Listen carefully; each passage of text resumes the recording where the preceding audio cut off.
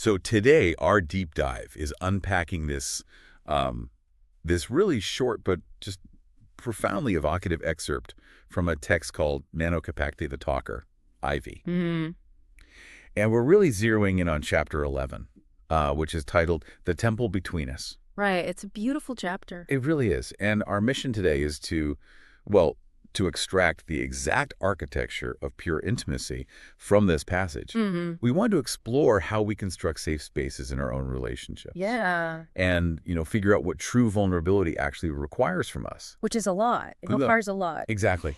But to sort of frame this, Mhm. I want you to consider that almost universal human instinct we have as kids Yeah. to build blanket forts. Oh, yeah. You take the couch cushions, you Yeah. drape this heavy quilt over the dining room chairs, Mm-hmm. and suddenly you have just completely transformed the space. You're not in the living room anymore. Right. You're in a completely different world. Yeah. You are in a fortress. Well, and it's interesting because psychologically, you've drawn a boundary. The structural integrity of those pillows, I mean, it doesn't actually matter at all. No, the dog can knock it over. Exactly. What matters is the designation of the space. Everything outside that blanket is the unpredictable adult world. Yeah. And everything inside is a controlled, designated safe zone. Which is so funny because as we grow up, we stop building physical forts, right? We do. We stop using cushions, Yeah. and we start building emotional forts instead. Oh, absolutely. Usually constructed out of, like, sarcasm or avoidance Yeah. or just staying incredibly busy all the time. And Zenus is a huge one, yeah. Right. But this text, it asks a completely different question. It asks, what if two adults intentionally built a physical space for ultimate emotional survival? Mm-hmm. And we're given some very specific facts right at the beginning of the excerpt. So the date is exactly December 30th, 2148. 2148, right? Yeah. So we are, nearly a century and a quarter into the future, and we're observing these two characters, Ivy, who has green hair, and Iris, pronounced Iris, who has magenta hair. And establishing that date right away, it immediately sets a very specific expectation for the reader. How so? Well, when we think of 2148, we naturally project our current technological anxieties forward, right? Sure. Yeah, like AI and everything. Exactly. We imagine this era of hyper-advanced automation, algorithms running everything, constant digital surveillance. Right. Maybe a very sterile, synthetic environment. The reader basically anticipates a world where human connection is entirely mediated by screens or neural implants or whatever. Which is exactly what makes the physical space they build so incredibly jarring. Yes. Because the text tells us, quote, they built no church, no monument, just a room. Just a room. And the walls of this room are made of moss and linen. Mm-hmm. The roof is made of branches, and they're woven loosely enough to let the moonlight spill through. It's so vivid. It is. It's like this adult fort built for profound emotional survival. It's almost a deliberate, radical disconnection from whatever high-tech world exists outside those walls. Right, because choosing moss over steel or, linen over some synthetic polymer, it's an act of grounding. Yeah. Think about the metabolic cost of living in a hyper-optimized future. Humans are not machines. Right. Our nervous systems just aren't built for constant algorithmic input. And moss, it requires slow time to grow. Oh, wow. Linen has to be woven. Branches have to be gathered by hand. They are essentially creating a space that cannot be upgraded, it can't be hacked, and it can't be monetized. I love that. It can only be experienced at the speed of biology. Exactly, the speed of biology. So they call this space the temple between us. And inside this temple, the text explicitly notes there were no general rules. Right. Just 3 specific mandates. Mm. 1, speak how you really feel. 2, touch only when it means something. And 3, leave something behind when you go. And those 3 rules, they serve as a perfect psychological blueprint for stripping away all our modern neuroses. Let's break them down. Yeah, let's look at the first one. Speak how you really feel. In our daily lives, and, presumably even more so in 2148, we are constantly masking. Oh. We curate our personas for our colleagues, for social media. Even for our partners sometimes. Exactly, even for our partners. And masking actually burns glucose. Wait, really? Like physical energy? Yes. It requires active cognitive load from your prefrontal cortex to constantly monitor your own behavior.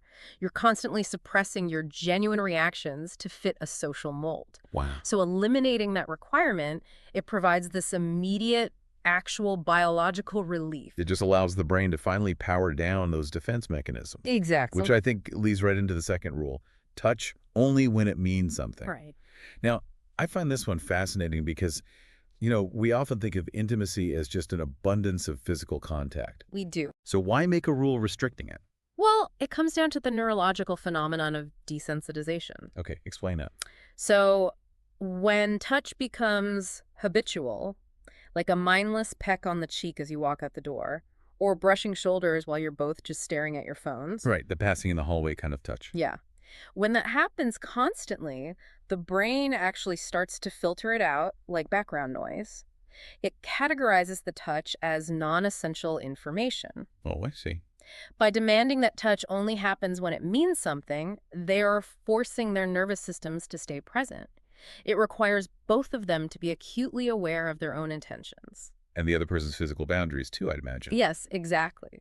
So that requirement for presence, it brings us to the rituals they perform upon entering the temple. Because to seal this space, Ivy lights a candle with her breath, and Ayers places a soft stone on the floor, Right. which fulfills the third rule, leave something behind when you go. But, okay, I have to push back on the third rule a little bit. Okay, go for it. Specifically, the act of Ayers leaving the soft stone.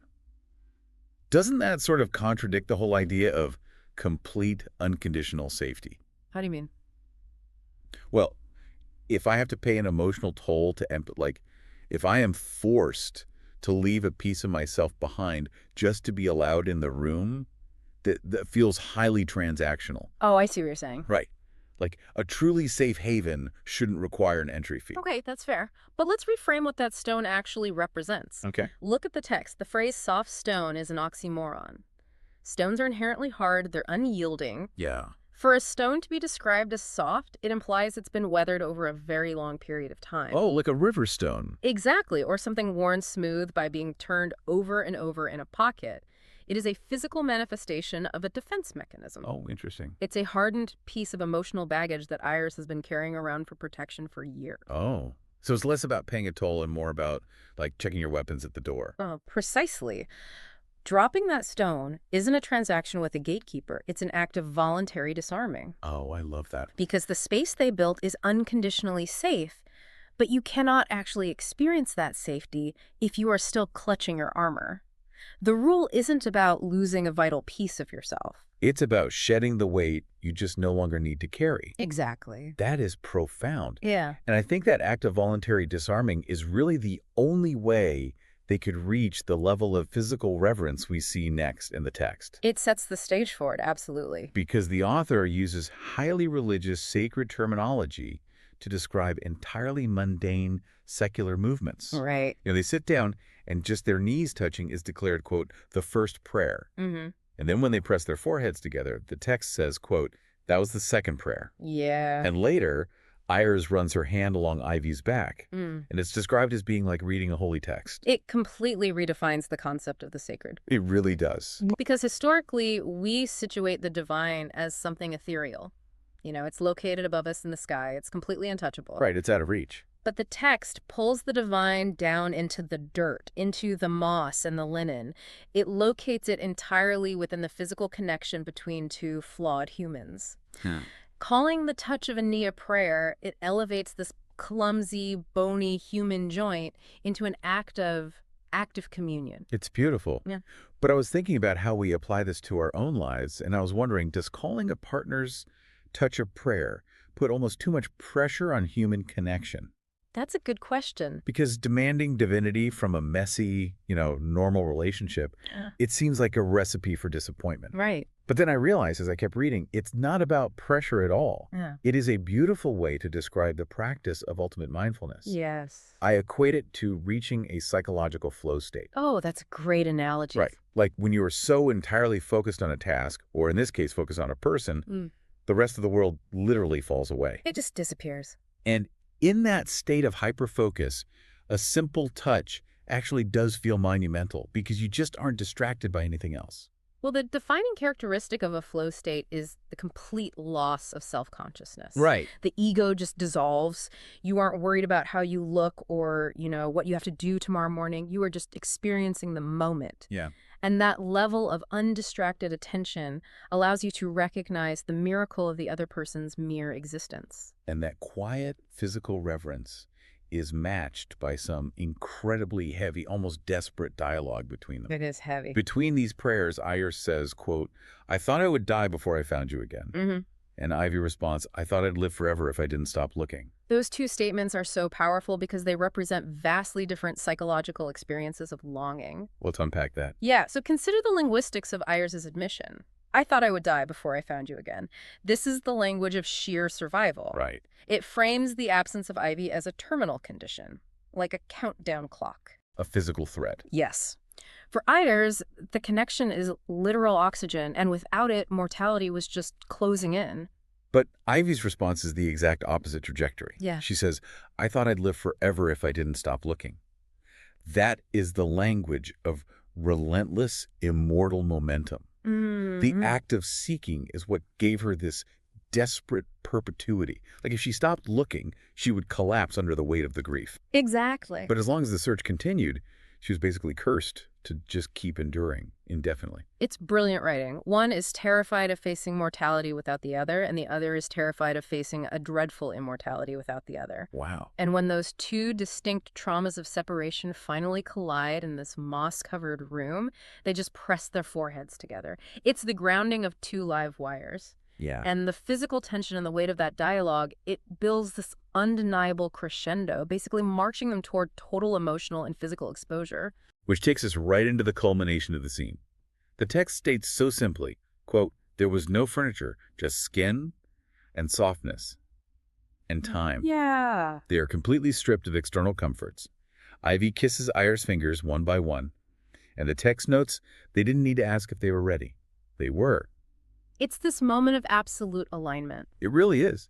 And it leads to my absolute favorite conceptual line in the entire piece. I think I know which one you're going to say. As they undress, the text reads, quote, "Clothes became symbols, shed slowly, not discarded, just no longer necessary." It's so good. Framing clothing as symbols is philosophically profound, especially when you remember we're in the context of a highly advanced future society. Well, think about how clothes function as symbols in our own daily lives today, right? Absolutely. They are our aesthetic armor. You wear a tailored suit to signal to the world that you are competent and powerful. Right? You wear a specific brand to signal your socioeconomic status. We use fabrics to project who we want people to think we are. Or to protect ourselves from being misjudged.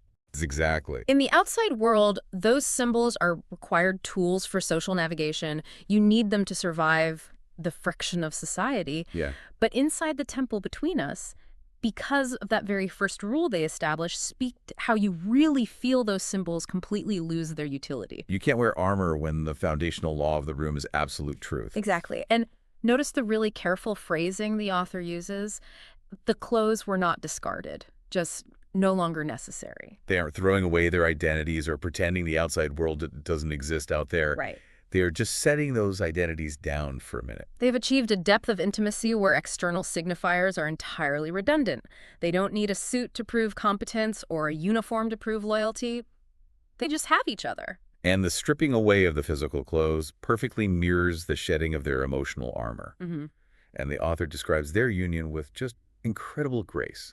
Their bodies meet, quote, like rivers finally flowing into each other, Yeah. driven by, quote, no urgency, only rhythm, only yes, only again. There's no rush to a finish line. None. Just an infinite loop of acceptance, which leads directly to the core revelation of this entire deep dive. This is the big one. In the aftermath, Ivy is curled into Ayers' arms, chest to back, and she whispers, "I think this is what it means to be divine." Mm-hmm. And Ayers asks her to be seen, and Ivy delivers the emotional climax of the text. She corrects her and says, "To be loved anyway." And that distinction, it isolates the fundamental terror of the human condition. It really does. Yeah. Because we usually think of divinity as synonymous with perfection, Right. right? Being flawless, being above reproach. Right. But Ivy is defining true divinity as the relief of exposing all your messy mortal flaws and finding out you were still accepted. Yeah. That word, anyway, it carries the entire weight of that sentence. It carries everything. The greatest psychological fear that most people harbor is that if they are truly completely seen without their symbols, without their curated personas, with all their past failures and their soft stones just laid bare, They will be found fundamentally unlovable. Oh, wow. Ayers assumes the divinity comes simply from being witnessed because, being truly seen by another person is incredibly rare. Right. But Ivy understands that being seen isn't the actual miracle. The miracle is the grace that follows the seeing. To be loved anyway. It acknowledges all the baggage, the years of exhausted searching, the flaws. Divinity, in the context of this temple, it isn't about rising above humanity or achieving some kind of pristine perfection. Hmm. It is about the radical acceptance of humanity. Yeah. It's the realization that your messy, unoptimized self is worthy of devotion. It is the ultimate exhale. Yes. You don't have to hold your stomach in anymore, literally or metaphorically. You are known and you are safe. Exactly. And that brings the scene to a close with some final imagery that just wraps this theme up perfectly. The text notes, quote, "The candle burned out," which is the same candle Ivy lit with her breath at the beginning to establish the space. Right. It says, "They didn't light another. The dark was soft. The dark was whole. The temple stayed." The progression of their physical environment there, it beautifully mirrors the progression of their internal state. How so? Well, think about when they first entered the temple, they required light. They needed the moonlight spilling through the woven branches and the breath-lit candle to physically see each other. Oh, right. To verify. Yes, to establish the boundaries of the room, to verify that the other person was truly there after so much desperate searching. Right. But by the end, the light is no longer a requirement. Because the connection itself fundamentally changed how they perceived the dark. Exactly. Usually the dark represents the unknown. It's something to be afraid of. But here, the dark is described as soft and whole. The vulnerability they achieved neutralized the threat of the darkness. They reached a state of absolute psychological security. Wow. The external world of 2148, the chaos, the hyperconnectivity, the algorithmic, demands none of it matters. The temple stayed. The sanctuary isn't permanent because the moss and branches are structurally invincible. It's permanent because the foundation of radical acceptance they built between them is unbreakable. So bringing this back to our audience. Yeah. Why does a story about two fictional characters in the year 2148 matter to a listener right now?